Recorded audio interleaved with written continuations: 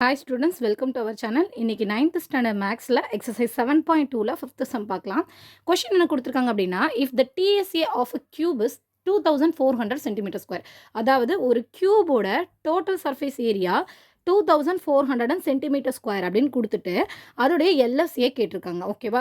So இது செய்யணும் அப்படின்னா கியூபோடைய டிஎஸ்ஏ ஃபார்முலா நமக்கு தெரிஞ்சாதான் இதோடைய சம் செய்ய முடியும். ஓகேவா?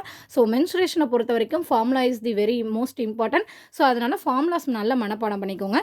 So given TSA of a cube is equal to 2400 centimetre square. TSA of கியூபுடைய ஃபார்முலா என்ன நமக்கு 6a ஸ்கொயர். ஓகேவா? அப்போ 6a ஸ்கொயர் தான் எவ்வளவுனா 2400. அப்போ இதுலேருந்து நம்ம a ஸ்கொயர் கண்டுபிடிச்சிடலாமா?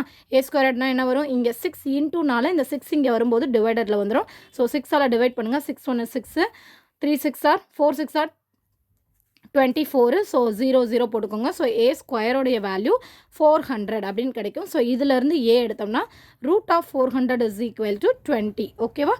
ஸோ இதோட ஆன்சர் கிடச்சிச்சு. இதுக்கப்புறம் எல்எஸ்ஏ கண்டுபிடிச்சிடலாம். So LSA of a cube formula என்ன?